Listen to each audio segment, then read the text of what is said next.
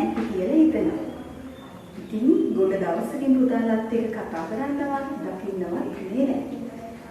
මේ විදිහට හරි පුතාලා ඉදිරියට එන්න ලැබුණේ ගැන ටීචර්ට ගොඩාක් සතුටුයි. අද ටීචර් පුතාලට ගණිතය පාඩමක් කරන්න තමයි සූදානම් වෙලා ඉන්නේ.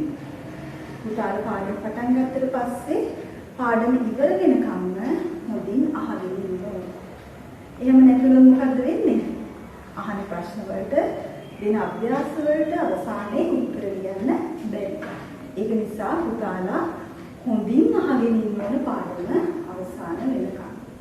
මම පුතාලට මුලින්ම විරිඳුවක් ගායනා කරන්න හිතුවා. පුතාලා ආසයිනේ අහගෙන ඉන්න. එහෙමනම් පුතාලා අහගෙන ඉන්න. ටීචර් දැන් විරිඳුව කියන්න හදනවා.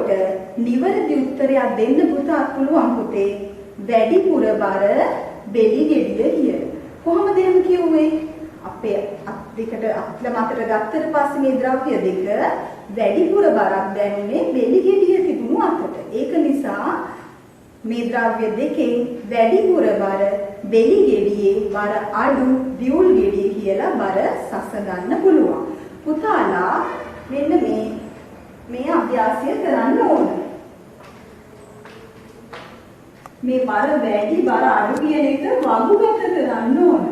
හරියට පුතාලා අභ්‍යාස පොතේ පිටුව හරි මැදින් දෙකට බෙදාගෙන බර වැඩි කියලා එක පැත්තක ලියා ගන්න, බර අඩු කියලා අනිත් පැත්තේ ලියා ගන්න. දැන් මේ ද්‍රව්‍ය කට්ටලයක්. මේ කට්ටලේට ද්‍රව්‍ය කීයක් තිබුණද පුතේ? ද්‍රව්‍ය දෙකක් තිබුණා. දැන් බර වැඩි මොකේද? බෙලිගේ. ඒතර බර තියෙනවා බෙලි, බර අඩු කියන පැත්තේ තියෙනවා දියුණු.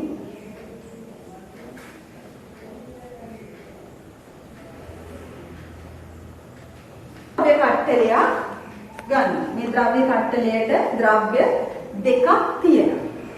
දැන් පුතාට කියන්න පුළුවන් මේ දිහා බලලා මේ ද්‍රව්‍ය දෙකෙන් බර වැඩි මොකේද බර අඩු මොකේද කියලා. ඒත් නිවැරදි උත්තරයක් දෙන්න නම් මොකක්ද දැන් කරන්න ඕන? පුතාලා දන්නව දැන් කරන්න ඕන දේ. පුතාලගේ අත්ල මතට මේ ද්‍රව්‍ය දෙක ගන්න. ගත්තට පස්සේ පුතාලට දැනේවි පුතාලා මේ විදියට ද්‍රව්‍ය අරගෙන අක්ක මත තියලා බලන්න ඕන ගෙදරදී. දැන් ටීචර් දැනෙනවා මේ තියෙන රබර් බෝලයක්, මේ තියෙන ලී කුට්ටියක්. මෙන්න මේ ලී කුට්ටිය තියෙන පැත්ත පුතේ ඒ අතට වැඩිපුර බරක් ටීචර් දැනෙනවා. එතකොට මෙන්න මේ රබර් බෝලේ තියෙන ඒ පැත්තට බර අඩුවෙන් තමයි දැනෙන්නේ. එතකොට ටීචර් නිවැරදි පිළිතුරක් දෙන්න පුළුවන් බර වැඩි මේ ද්‍රව්‍ය දෙකෙන් මේ ලී කුට්ටිය කියලා. කොහොමද කිව්වේ? ලී කුට්ටිය තියෙන අතට තමයි බර වැඩිපුර දැනෙන්නේ පුතේ. හරි. කුට්ටිය ලියන්නේ මොන පැත්තේද? බර වැඩි පැත්තේ. බෝලය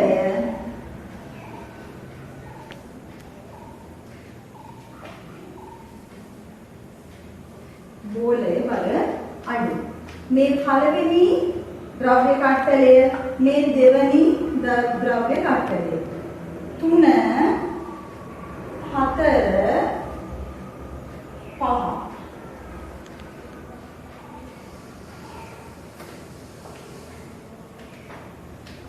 දැන් පුතේ ටීචර් ද්‍රව්‍ය කට්ටල දෙකක් අරගෙන බර සසඳලා බර වැඩි බර අඩු මොකේද කියලා වහුගත කරලා තියෙනවා. පුතාලා ගෙදරදී අම්මලාට කියලා තව ද්‍රව්‍ය කට්ටල 3ක් අරගෙන බර සසඳලා බර වැඩි ද්‍රව්‍ය බර වැඩි පැත්තේ ලියන්න, බර අඩු ද්‍රව්‍ය බර අඩු පැත්තේ ලියන්න.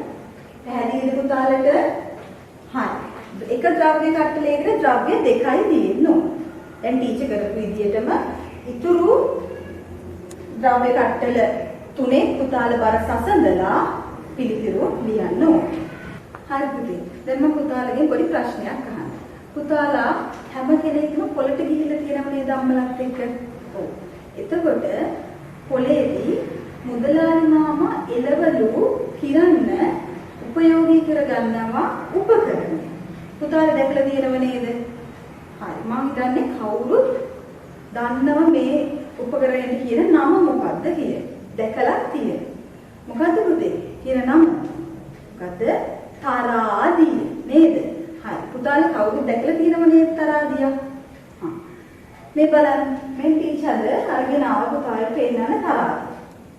මේ තරාදිය උපයෝගී කරගෙන තමයි ටීචර් ද්‍රව්‍ය කීපයක බර සසඳන්න හදන්නේ. පුතාලා හොඳට බලන්න. ටීචර් ගෙනාවා තක්කාලි ගෙඩියකුයි අඹරැල්ල ගෙඩිය. මට ඕන දැන් මේ ද්‍රව්‍ය දෙකෙන් බර වැඩි මොකේද බර අඩු මොකේද කියලා දැනගන්න. එතකොට පුතේ මේ තරාදියට අපි මුලින්ම මේ ද්‍රව්‍ය දෙක දාලා බලමු මොකද්ද වෙන්නේ.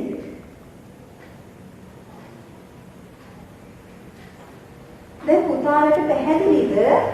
දැන් මොකද්ද වෙලා තියෙන්නේ? මේ පැත්තේ තියෙන්නේ අඹරැල්ල. මේ පැත්තේ තියෙන්නේ තක්කාලි ගෙඩිය. තක්කාලි ගෙඩිය තියෙන පැත්ත මොකද්ද මේ වෙලා තියෙන්නේ? පහළට ගිහිල්ලා. අඹරැල්ල ගෙඩිය තියෙන පැත්තේ බර අඩුයි. ඒ පැත්ත අඩුයි කියලා අපි දැනගන්නේ මේ තරාදිය ඉහළට ගිහිල්ලා තියෙනවා අඹරැල්ල ගෙඩිය තියෙන පැත්ත.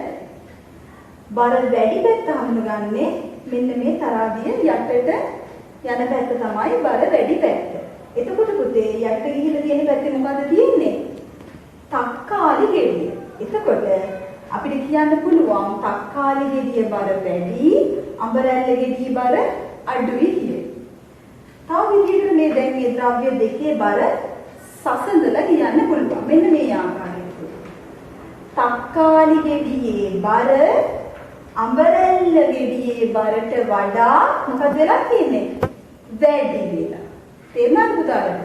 එතකොට අඹරැල්ල ගෙඩියේ බර අඹරැල්ල ගෙඩියේ බර තක්කාලි ගෙඩියේ බරට වඩා අඩු වෙලා. කොහොමද දන්නේ අඩු වෙලා කියලා? මේ ඉහළට ගිහිල්ලා තියෙන්නේ අඩු පැත්ත.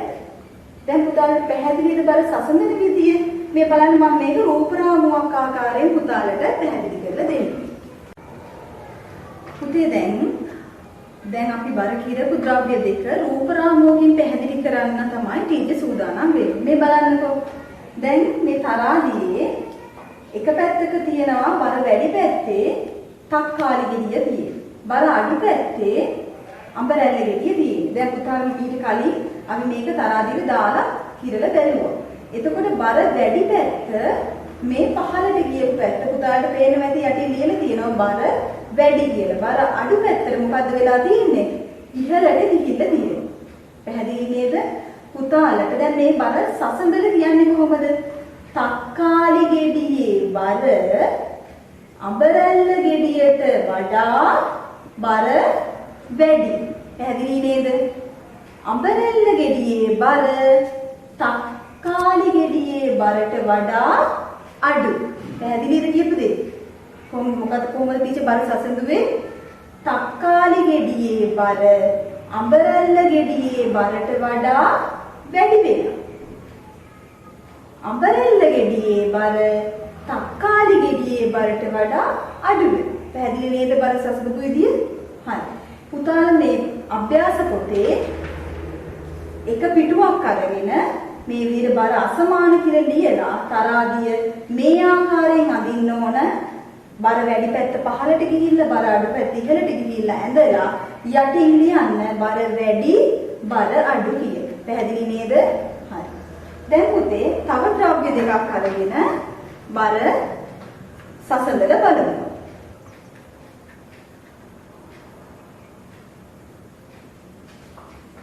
මේ බලන්න පුතේ ටීචර් මේ තරාදිය එක පැත්තකට දාලා තියෙන ඉරේසර් එක අනිත් පැත්තට දාලා තියෙනවා අඩි රූලර්.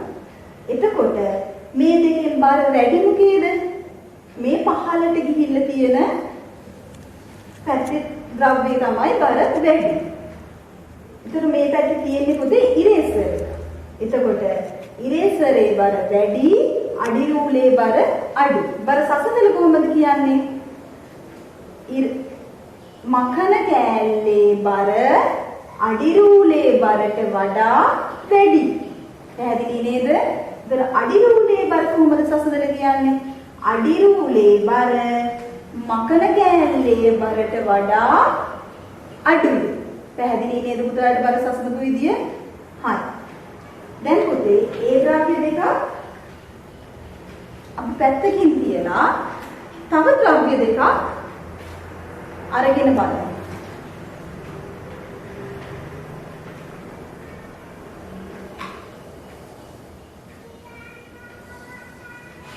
දැන් බලන්න පුතාලා මොකද්ද වෙලා තියෙන්නේ කියලා තරාදිය එක සමානව තියෙනවා. දැන් දාලා තියෙන ටීචර් එක පැත්තකට පැන්සලක් අනිත් පැත්තට කටර්. ඒ වුණාට එක පැත්තක්වත් ඉහළටවත් පහළටවත් ගිහින් නැහැ. තරාදියේ තැටි දෙකම එක සමානව තියෙනවා. එතකොට මොකක්ද අපිට පැහැදිලි වෙන්නේ? මේ ද්‍රව්‍ය දෙකේම බර එක හා සමානයි කියලා. පුතාලට පැහැදිලි නේද? පුතාලා ගෙදරදී ද්‍රව්‍ය අරගෙන මේ විදිහට තරාදියට දාලා බලන්න ඕන බර සමාන ද්‍රව්‍ය, බර අසමාන ද්‍රව්‍ය පුතාලා තරාදියට දාලා බර සසඳලා බලන්න ඕන. දැන් මේ බර සමාන දේ මම පුතාලට රූප රාමුවකින් තවත් පැහැදිලි කරනවා. මේ බලන්න පුතේ. දැන් මේ තරාදියේ එක පැත්තක තියෙනවා මේ පැන්සල මේ ඇඳලා තියෙන්නේ. මේ කටර් එක තමයි මේ පැත්තේ ඇඳලා තියෙන්නේ. බලන්න මේ තරාදිය එක සමානව තියෙනවා. තැටි දෙකත් එක සමානයි. එතකොට අපිට කියන්න පුළුවන් මේ ද්‍රව්‍ය දෙකේම බර එක හා සමානයි කියලා. පුතාලා අභ්‍යාස පොතේ බර අලුත් පිටුවක් අරගෙන බර සමානයි කියලා උඩින් ලියලා මේ ආකාරයට බර සමාන ද්‍රව්‍ය දෙකක් තරාදියේ අඳින්න ඕන. පැහැදිලි නේද පුතාලට? හරි.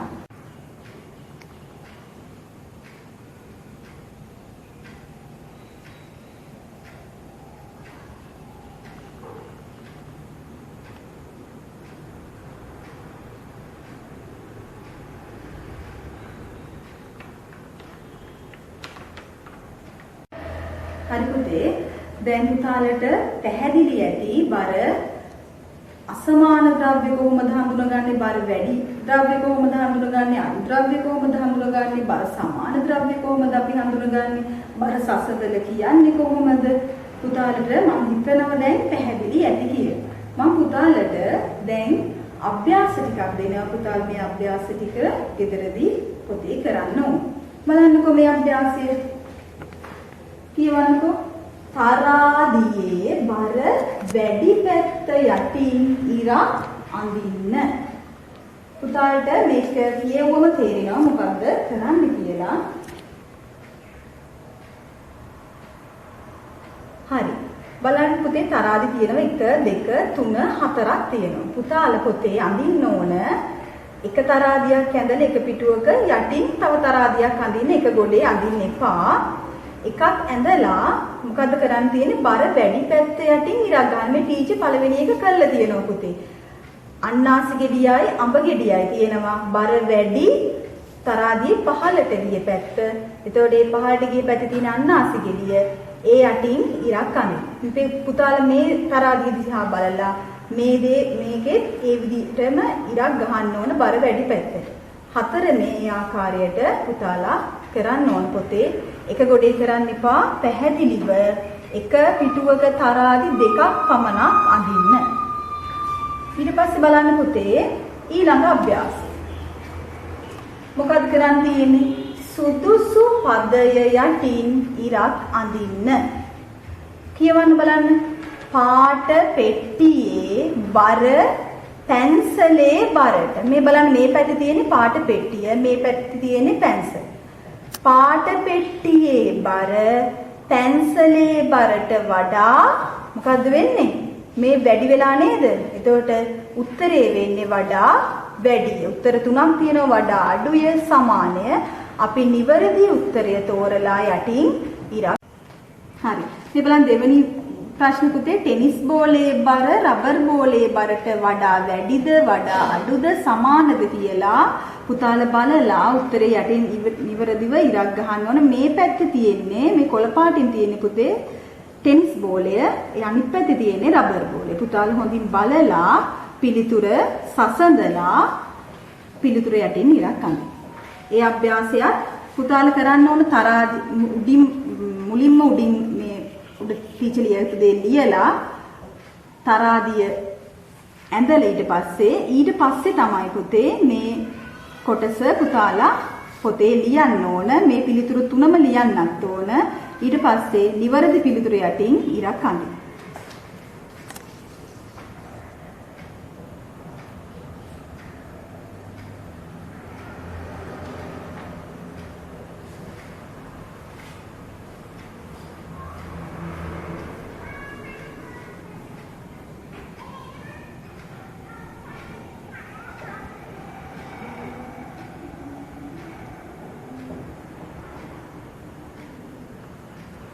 ඊට පස්සේ පුතේ ඊළඟ අභ්‍යාසය බලන්න.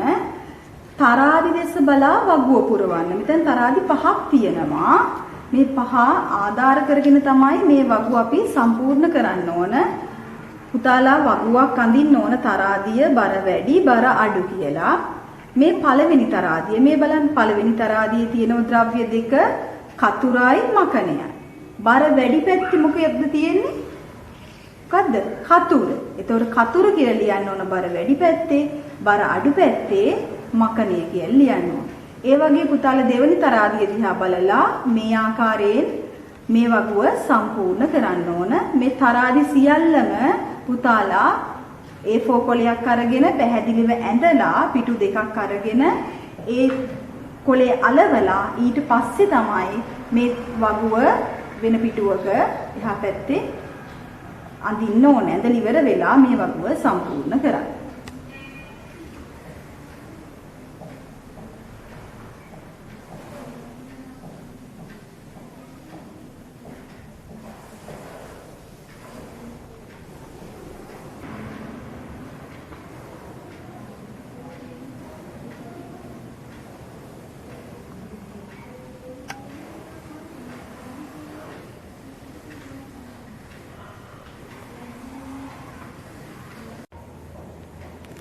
එහෙමනම් පුතේ පුතාලා මේ අභ්‍යාස ටික සම්පූර්ණ කරලා පැහැදිලිව නිවැරදිව පිළිතුරු ලියලා තියන්න. තවත් දවසකින් පාඩමකින් හමු වෙන තුරු පුතාලා සියලු දෙනාටම තෙරුවන් සරණයි.